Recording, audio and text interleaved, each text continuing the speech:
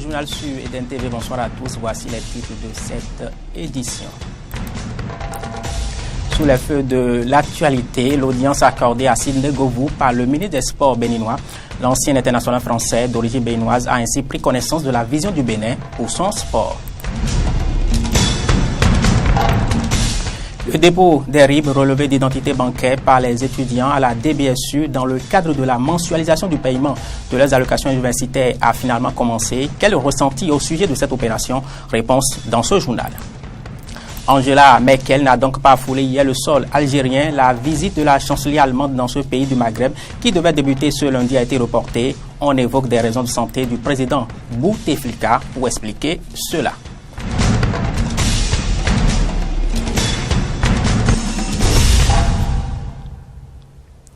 Et on ouvre ce journal par cette information qui nous vient de la présidence de la République. Plusieurs ambassadeurs étrangers ont remis ce matin leur lettre de créance au chef de l'État, Patrice Talon. Ils sont ainsi accrédités auprès de l'État béninois. Il s'agit par exemple des ambassadeurs de la Sierra Leone et du Canada. Leurs noms, Aja Kaba et Vincent Le Pape, nous rapporte Loris Freddy Davor. On en saura davantage dans les prochaines heures. Le processus d'immatriculation des engins à 2 ou 3 roues à présent, ce processus, vous le savez, peut-être commence par le dépôt des dossiers d'immatriculation dans les différents arrondissements du Bénin. L'opération va s'achever dans quelques jours et à mesure qu'on s'approche de la clôture de cette opération, les retardataires se bousculent pour déposer leurs dossiers dans les lieux de leur choix. Une opération qui ne leur est pas aisée d'accomplir, comme on peut le constater à Godomain, Fréjus Serplan et Fréjus Fiossi. Nous sommes ici à l'arrondissement de Godomain, dans la commune d'Abomey-Calavi où se poursuit l'opération de collecte des dossiers pour l'immatriculation des engins à 2 roues lancée le 5 décembre 2016 dans plusieurs villes du Bénin. Alors que l'opération doit prendre fin au terme de ce mois de février, les retardataires se bousculent pour déposer leurs dossiers. Ils ont demandé l'original de la moto, la pièce l'original de la moto. Après ça, ils ont demandé la photocopie de la carte nationale légalisée. Donc c'est ça qui est dans ma main. Voici l'original de la moto et puis photocopie de la carte nationale. Après ça, on met une somme de 11 500 francs et nous donne une quittance. Pour ces propriétaires de motos, le parcours pour déposer leur dossier n'est pas chose aisée et le calvaire démarre déjà par les difficultés rencontrées dans l'obtention de la quittance fixée à 11 500 francs CFA. Aujourd'hui, nous sommes lundi 20 février. Sinon, j'étais là le vendredi 17 février 2017. Bon, pour payer la quittance, tu dois t'inscrire sur une liste. D'abord, au niveau du guichet, il n'y a qu'une seule caissière. Donc ce qui nous a fait perdre presque toute la matinée. Jugée fastidieuse, l'opération semble pourtant être bien organisée. Il y a un monsieur qui est là, on lui remet les pièces, il vérifie. Quand il vérifie, il y a encore un monsieur là, on lui remet les listes Donc il appelle les noms et on sort, on revient avec la moto et lui vérifie le numéro du châssis qui est écrit sur la moto. Après ça, il nous distribue encore les pièces. On se met en rang maintenant pour aboutir. Il y a une dame qui est là, donc elle prend les fiches Donc quand elle prend ça, elle fait quelques remplissages là et puis elle prend la quittance et elle nous donne quelques, je sais pas. Et elle nous donne pièces Donc c'est ça là qui prouve qu'on a effectivement déposé les pièces nécessaires pour pouvoir avoir la plaque de la moto. Même si le processus paraît lent, les citoyens ne se trompent pas. Il est nécessaire et urgent de se mettre en règle. Ils ont déjà dit que quand on ne fait pas la plaque, d'ici quelques temps, ils vont commencer par contrôler ça. Donc, la meilleure solution, c'est de faire ça en même temps. Sinon, quand ils vont commencer maintenant la phase de vérification, il y aura une répression. Donc, dans ce cas, on ne sait pas si encore ils vont réserver encore un cas de pénalité pour cela, on ne sait pas. Donc, quand on a les moyens, on est obligé de refaire en même temps. Je remarque que c'est dur. Bon. C'est pas rapide, parce que c'est lent. On est là depuis la 6 heures. Certains sont là même avant moi, certains sont venus à 5 heures. Mais jusqu'à présent, bon, ça n'évolue pas. Outre l'augmentation des effectifs de travail pour la célérité du processus, les propriétaires de motos rencontrés font d'autres doléances à l'endroit des autorités en charge de l'opération. Au moment où les plaques seront OK, que les numéros de chaque propriétaires de moto qu'on puisse leur envoyer un SMS pour dire que son numéro de plaque est prêt. Après cette phase de collecte des dossiers qui devrait prendre fin ce mois, suivra celle de la fixation des plaques dans les plus brefs délais, nous a confié un des responsables en charge de l'opération sur le terrain. Les étudiants ont donc commencé par déposer leur relevé d'identité bancaire RIB à la direction des bourses et secours universitaires des BSU. Ce constat était remarquable ce matin dans cette direction située non loin de l'université d'Abomey-Calavi. Cette opération se déroule, je vous le disais, dans le cadre de la mensualisation des allocations universitaires, une mensualisation voulue par le ministère de l'Enseignement supérieur en vue, précise son communiqué, d'améliorer les conditions d'études de ces étudiants. Au-delà des mots, comment se déroulait l'opération de dépôt des RIB hier lundi? Quel ressenti cela suscite chez les étudiants? Réponse dans ce sujet de Laurent Tonenques et Romaric Debouche. Les allocations universitaires autrefois payées en bloc aux étudiants seront désormais payées par mois. À cet effet, les étudiants devront déposer un ensemble de pièces parmi lesquelles leur relevé d'identité bancaire RIB. Mais quel est le constat sur le terrain? Franchement, tout est encore flou. Je suis venue me renseigner chez des amis qui sont ici pour savoir comment ça se passe. On ne peut pas dire que ça a commencé parce qu'il faut encore rassembler les choses. Il faut aller dans les départements, tu demandes à 7 personnes, on te renvoie ailleurs, on te renvoie ici. Et ça, donc on est encore embrouillé. On ne voit personne. Mais ce que j'aurais appris, ils ont dit que c'est l'ouverture normalement c'est à 11h. 11h et ça finit à 12h30, 1h30 à peu près. Et si on voit l'effectif, c'est un peu gênant, c'est l'intervalle qu'ils ont donné pour le dépôt de dossier. Mais jusqu'à présent, il y a encore des idées différentes. Parce qu'il y en a qui disent que il y a une fiche là qu'on doit payer. Et c'est pas ici. Or, sur la fiche ce qu'ils ont affiché là, c'est ici, normalement, on doit payer la fiche. Ils disent que après c'est à la DBSU. Là, je suis un peu... Et là où le bas blesse, c'est que depuis là, au moins, ils doivent nous envoyer quelqu'un qui va nous orienter. Et c'est là où le bas blesse. Moi, je suis un peu gêné concernant l'affaire là. Dans le même temps, certains étudiants semblent ne pas accepter le paiement mensuel des allocations. Ils préfèrent le paiement en bloc qui leur rend mieux service. De façon mensuelle, c'est un peu compliqué parce que quand tu as le secours c'est 100 et quelques mille. On va te payer à peine 15 ou combien, 20 000 peut-être par mois. Alors que si on te remettait ça en gros, c'est mieux. Ça, oui, c'est consistant, ça te permet de mieux gérer tes revenus. Bon, ce que tu as à faire, quoi. Dans la répartition des bourses, suivant les mois là, moi je crois que ça ne convient pas à l'étudiant béninois parce que nous sommes déjà habitués à prendre la bourse en bloc. Mais de toute façon, je ne condamne pas trop le système là. On n'a plus d'autre choix que de s'adapter à ça. En attendant le dépôt des dossiers, c'est dans l'application effective de cette mesure qu'autorités gouvernementales et étudiants feront le bilan. On rappelle que le constat que vous venez de suivre a été fait hier par notre équipe de reportage. 39%, 16% et 30%. Ces taux de réussite aux différents examens nationaux 2016 n'avaient laissé personne indifférent. Ils matérialisaient des échecs massifs à ces différents examens. Des échecs que ni élèves, ni enseignants, ni parents d'élèves ne souhaitent plus revivre. Et ils ont leur petite idée sur la façon d'éviter cela. Année scolaire 2016-2017, comment éviter les échecs massifs aux différents examens? C'est un sujet d'Ibrahim Orunam et Damien Pedro. Je m'appelle Somadago Fiacre. Fiacre est élève au CM2, cours moyen deuxième année au complexe scolaire Bégamé Sud. Fini les vacances, c'est désormais la rentrée, place au travail et Fiacre se dit confiant. Oui, je suis prêt pour avoir le CP. Comme lui, ils sont nombreux à être conscients du faible taux de réussite obtenu aux derniers examens nationaux. Et pour renverser la tendance, ils ont leur petit secret. Arrivé à l'école, je dois apprendre mes leçons. Je dois réciter mes leçons au maître ou bien au directeur. Je dois travailler pour être le premier avant d'aller au CP. Quand je vais à la maison, je prends mon cahier et pour réciter les leçons qu'on a fait dans la journée. Je dois apprendre mes cours, faire mes exercices, avoir tous mes documents à ma disposition, travailler, ne pas bavarder en classe, ne pas rater les cours et suivre les conseils des professeurs. Il faut que je me donne au travail, avoir tous les documents à ma disposition et suivre bien en salle et puis écouter bien ce que le prof dit pour pouvoir passer à mon examen. Promesse de réussite donc de la part des élèves et écoliers. Du côté des enseignants, les dispositions sont prises pour les y accompagner.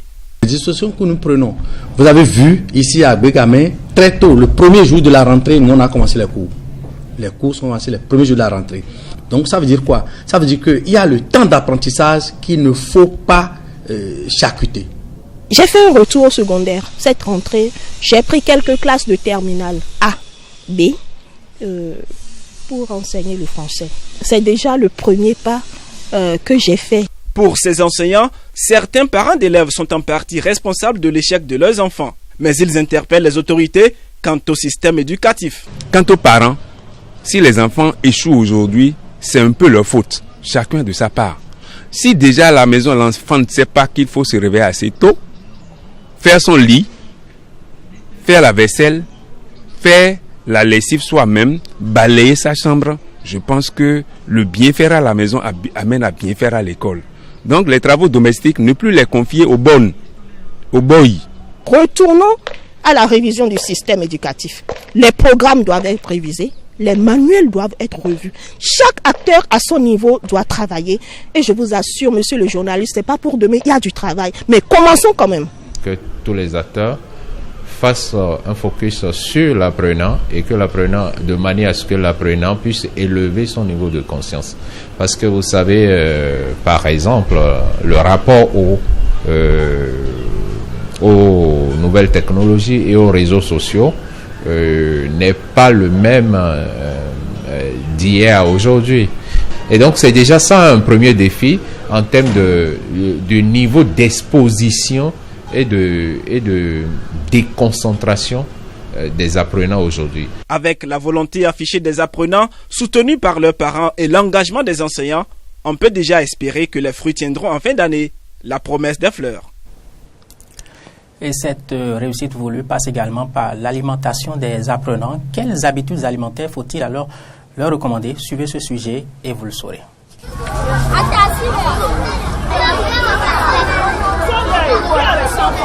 Il est 10h15. Nous sommes à l'école primaire publique de Siquet Sud. C'est l'heure de la récréation. Les apprenants affluent de toutes les classes vers les vendeuses. Ils s'offrent à eux une gamme variée de nourriture.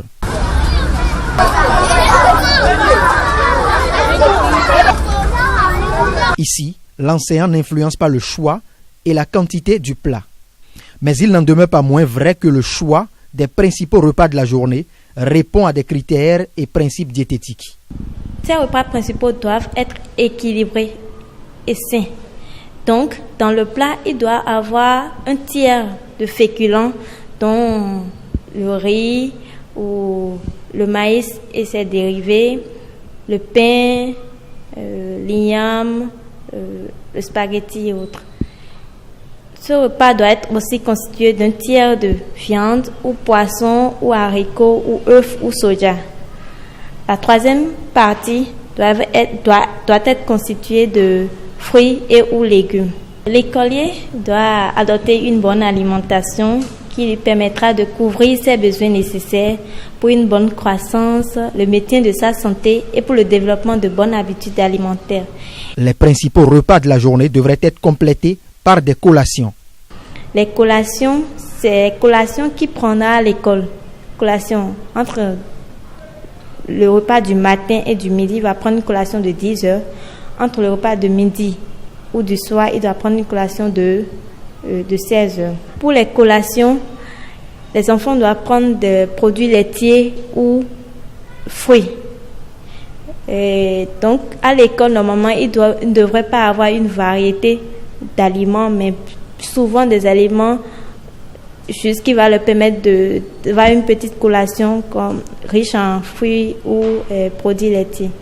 Comme quoi, la bonne croissance des enfants et leur développement intellectuel sont conditionnés par la qualité de leur alimentation. Un sujet autre que ceux de l'éducation. L'homme n'est pas nature superstitieux, mais la superstition est si présente dans la société béninoise qu'elle inspire artistes, socio-anthropologues, n'est-ce pas, Loïs Freddy d'abord? Les ancêtres sont mécontents des femmes non excisées au point où ils envoient des maladies incurables à la femme ou encore ils sont à l'origine des causes des enfants morts-nés. Dieu tonnerre foudroiera désormais toute impunité, vol, viol ou autres crimes de sang et crimes économiques dans ce pays. Telles sont quelques convictions qui puisent leur fondement de la superstition. Dans le labyrinthe de la définition de la superstition, le béninois tente de distinguer les bien minces limites entre les idées préconçues, les valeurs ancestrales et principes métaphysiques. La superstition, c'est ce fait qui consiste à croire que tout ce qui nous arrive est un mal projeté par quelqu'un, envoyé par quelqu'un. Même quand on tousse, au lieu de voir qu'il y a peut-être la pollution autour de nous, on se dit certainement que c'est quelqu'un, un sort qu'on nous a jeté. Donc la superstition chez le béninois est si ancrée dans nos mœurs qu'on n'arrive pas à lier les maux dont nous souffrons à des relations de cause à effet. Mais on cherche toujours le bouc émissaire, quelqu'un qui nous aurait fait ça parce qu'il serait en train de nous jalouser, ainsi de suite. La superstition est considérée comme une croyance dont la manifestation des forces mystérieuses est liée à des actes, à des objets ou des phénomènes. Elle est devenue de nos jours une coutume pour certains et une véritable hallucination ou ignorance pour d'autres. Beaucoup de superstitions scientifiquement ne sont pas démontrées. Mais en fait, la superstition est basée sur la loi du subconscient et la loi de l'auto-envoûtement ou de l'envoûtement collectif. La superstition fait appel au fait que lorsque vous répétez la même chose, lorsque vous avez peur de la même chose, lorsque vous pensez à la même chose, lorsque vous désirez la même chose, ça finit par créer ce que nous appelons l'égrégore, une sorte d'égrégore qui est dans l'air et qui devient parfois une réalité. Et lorsque quelqu'un franchit cet interdit, ce totem, il vit la chose vraiment. Ça, c'est un autre aspect métaphysique de la superstition. Concept à sémantique ambiguë, la superstition inspire les artistes, nourrit les sujets de recherche de socio-anthropologues, attise et active la curiosité du citoyen béninois. L'homme est superstitieux parce qu'il habite tous les hommes. Tous les hommes sont habités par la pensée magique. Nous, c'est une question de degré. Tous les hommes. Parce que si vous allez un dimanche que vous croyez en Dieu, pas vous dire je vous salue Marie. Vous n'avez jamais vu Dieu. Hein? Vous n'avez jamais vu Marie. Vous croyez que Marie est montée aux cieux, son corps, son âme. Vous croyez que le Fils de Dieu est monté aux cieux. Mais qu'est-ce que c'est ça? C'est ça, c'est une foi que vous croyez. Hein? Comme on dit, mon père dit, nous et Dieu, on l'a méga. Ce que vous croyez, on peut l'appeler superstition. Il faut nous guérir des superstitions. Il faut nous guérir des conduites d'échec. Il faut nous libérer de ces conceptions rétrogrades de Dieu ou des dieux. Que Dieu nous punit, ou les dieux nous punissent, le vaudou nous punit, le sort nous punit, non, Dieu nous punit personne. Il est donc nécessaire d'éclairer et d'instruire les citoyens, de briser les glaces métaphysiques qui séparent le peuple de la connaissance pour dissiper les frontières rigides de l'ignorance et de la superstition. Actualité à l'étranger, Angela Merkel n'a donc pu se rendre en Algérie comme le prévoyait son agenda hier. La chancelière allemande a reporté sa visite en raison d'un problème de santé de son hôte Abdel Aziz Bouteflika. Le président algérien souffre d'une bronchite aiguë. C'est un communiqué de la présidence qui le précise. On ajoute que Bouteflika est âgé de 79 ans et ne fait que de rares apparitions depuis son accident vasculaire cérébral de 2013. Merkel devait avoir des échanges avec le président algérien sur les sujets liés à l'immigration et au terrorisme, entre autres. Retour au Bénin pour évoquer cette dernière actualité. Sidney Govou était reçu en audience par le ministre béninois des Sports. L'ancien international français d'origine béninoise a ainsi pu prendre connaissance de la vision du Bénin pour son sport, vision axée sur le projet des classes sportives et celui de la création des académies départementales de sport, entre autres. Le soutien multiforme de Govou pour la réalisation de ces différents projets a donc été sollicité. C'est la fin de ce journal. Merci de l'avoir suivi. Nos informations sont aussi à suivre sur les réseaux sociaux, Facebook et Twitter, et sur notre site internet benin-eden.tv.